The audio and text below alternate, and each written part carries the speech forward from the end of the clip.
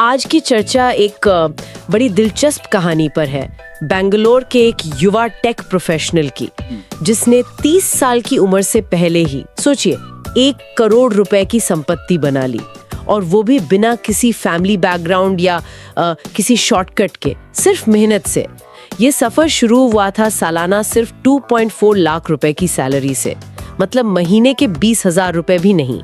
तो ये कैसे हुआ? चलिए इसी को आज थोड़ा खोलते हैं, समझते हैं। हाँ बिल्कुल। और ये कहानी ये दिखाती है कि आज के टेक वर्ल्ड में, खासकर भारत में, सही स्ट्रैटेजी हो, लगातार सीखने की इच्छा हो और थोड़ा मतलब फाइनेंशियल डिसिप्लिन हो तो क्या कुछ नहीं हो सकता। ये सिर्फ लक की बात नहीं है, इसमें सोचे समझे कदम साफ दिखते हैं। हाँ, क्योंकि शुरुआत तो काफी साधारण थी। परिवार की आमदनी बहुत कम थी। पिताजी महीने के करीब 8,000 रुपए कमाते थे, तो इंजीनियरिंग की फीस जुटाना ही एक चैलेंज था। लोन भी नहीं मिला, रिश्तेदारों ने मदद की तब जाकर पढ़ाई हो पाई। और कॉलेज के तीसरे साल में उन्हें ये एहसास हुआ कि इलेक्ट्रॉनिक्स नहीं, प्रोग्रामिंग में ज्यादा मजा आ रहा है। अच्छा। तो 2018 में पहली जॉब लगी, वही सालाना 2.4 लाख रुपए पर। अब बैंगलोर जैसे शहर में इतने कम पैसों में गुजारा करना आसान नहीं था। बिल्कुल नहीं। दोस्तों के साथ 3 शेयरिंग पीजी में रहना और मतलब 500 रुपए को 5,000 की तरह चलाना सीखा। हाँ, ये जो शुरुआती संघर्ष है ना, और कम सैलरी, खासकर सर्विस बेस्ड कंपनियों में, ये कई युवाओं की कहानी है। बिल्कुल। लेकिन यहीं से वो क्या कहते हैं, रेजिलियंस और जुगाड़ करने की आदत बनती है। और उनका ये प्रोग्रामिंग पर फोकस करना, ये एक बहुत इंपॉर्टेंट टर्निंग पॉइंट था। इसने आगे के दरवाजे खोले। फिर 2020 की शुरुआत में एक अच्छी खबर आई।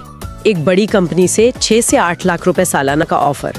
लगा कि बस अब गाड़ी चल पड़ी।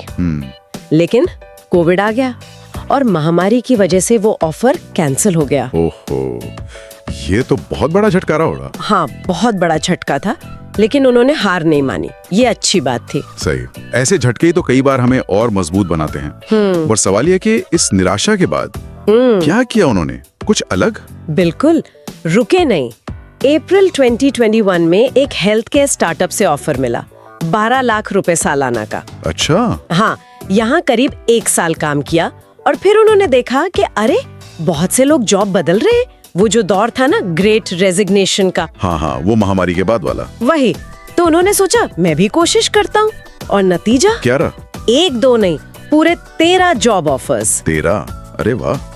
ये सिर्फ बाजार का ट्रेंड भुनाना नहीं है, ये तो उनकी अपनी स्किल, उनकी तैयारी को भी दिखाता है। हाँ बिल्कुल। प्रोडक्ट बेस्ड कंपनियां वैसे भी अक्सर बेहतर सैलरी और वो स्टॉक ग्रांट्स वगैरह देती हैं। सही। और उन्होंने आखिर में एक प्रोडक्ट बेस्ड कंपनी का ही ऑफर चुना, 32 लाख सालाना का। अच्छा। और स्टॉक ग्रांट्स मिला के, मतलब कंपनी के शेयर्स का ऑप्शन, वो पैकेज अब करीब 45 से 50 लाख रुपए सालाना तक पहुंच गया है। कमाल है। ये करियर ग्रोथ तो जबरदस्त है, लेकिन सिर्फ कमाना काफी नहीं होता। पैसा संभालने की कहानी क्या है, मतलब फाइनेंशियल साइड पर? देखिए, शुरुआत में तो इस बारे में ज्यादा जानकारी थी ही नहीं। जो भी बचत होती थी वो या तो सैलरी अकाउंट में पड़ी रहती थी या फिर फिक्स डिपॉजिट में, जो ज्यादातर लोग करते हैं। हाँ, लेकिन 2020 के बाद उन्होंने ऑनलाइन सीखना शुरू किया। वीडियोस देखे, आर्टिकल्स पढ़े, SIPs के बारे में जाना, मतलब हर महीने थोड़ा थोड़ा निवेश करना, म्यूचुअल फंड्स को समझा। हाँ, जहाँ एक्सपर्ट्स आपका पैसा मैनेज करते हैं। और सबसे जरूरी, कंपाउंडिंग, चक्रवृद्धि ब्याज की जो ताकत है उसको समझा। ये सीखना बहुत बहुत जरूरी था। चलो देर से ही सही, पर फाइनेंशियल लिटरेसी आई, क्योंकि करियर की ग्रोथ और निवेश की कंपाउंडिंग, जब ये दोनों चीजें मिल जाती है ना, तो वेल्थ बहुत तेजी से बनती है। हाँ, आज वो आप कह रही थी 71,000 रुपए महीना निवेश कर रहे हैं। हाँ, हर महीने 71,000 रुपए निवेश में, और उनकी महीने की टेक होम सैलरी है करीब 1.6 लाख रुपए। ओके।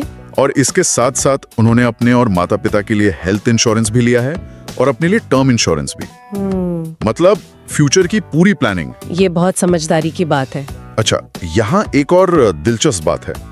करियर में इतनी बड़ी छलांग, इतनी अच्छी बचत, इसके बावजूद उनका रहन सहन काफी सिंपल है। ये क्या दिखाता है? हाँ, ये वाकई में काफी दिलचस्प है। आज भी वो अपना 2019 वाला फोन इस्तेमाल करते हैं। अलमारी में ज्यादातर कंपनी से मिली फ्री टी-शर्ट्स हैं और जूते वो सिर्फ 25 रुपए वाले। अच्छा, हाँ, उनके लिए मतलब कंफर्ट ज्यादा जरूरी है दिखावे से, और उनका लक्ष्य भी क्लियर है, 35-40 की उम्र तक फाइनेंशियल इंडिपेंडेंस हासिल करना, FI जिसे कहते हैं, ताकि काम करने की मजबूरी ना रहे, अपनी शर्तों पर जिएं, और शायद 45 तक तो काम करना पूरी तरह बंद ही कर दें। ये सादगी और FI का लक्ष्य ये दिखाता है कि सफलता का मतलब हर किसी के लिए अलग होता है। सिर्फ ज्यादा पैसा कमाना ही नहीं, बल्कि जिंदगी में चॉइस होना, मन की शांति होना, ये भी उतना ही जरूरी है। बहुत बैलेंस्ड अप्रोच है ये। तो इस पूरी कहानी से सार क्या निकलता है? मेरे ख्याल से धैर्य, दृढ़ता, लगातार सीखते रहना, चाहे वो करियर स्किल्स हो या पैसों का मैनेजमेंट। बिल्कुल। और वो जो छोटी छोटी चीजें मिलकर बड़ा असर डालती हैं, कंपाउंडिंग, उसकी ताकत को कभी कम नहीं आंकना चाहिए। सही कहा। ये सफर हमें याद दिलाता है कि शुरुआत कहीं से भी हो, अगर लक्ष्य साफ है, कोशिशें लगातार हैं, तो फाइनेंशियल स्टेबिलिटी और आजादी दोनों हासिल की जा सकती हैं। एक आखिरी विचार श्रोताओं के लिए छोड़ते हैं। जब हम इतने बड़े बड़े फाइनेंशियल लक्ष्य बना रहे होते हैं, उनका पीछा कर रहे होते हैं, तो उस भागदौड़ में आज के पलों में जो खुशी है, जो संतुष्टि है, और जो हमारे अपने पर्सनल वैल्यूज हैं, उनके साथ तालमेल कैसे बनाए रखें, ये सोचना भी जरूरी है। If you found this video valuable, please hit the like button and subscribe to the channel and set the bell icon to all for notifications. Feel free to leave a respectful comment. Vulgar or inappropriate comments will be blocked. See you in the next video.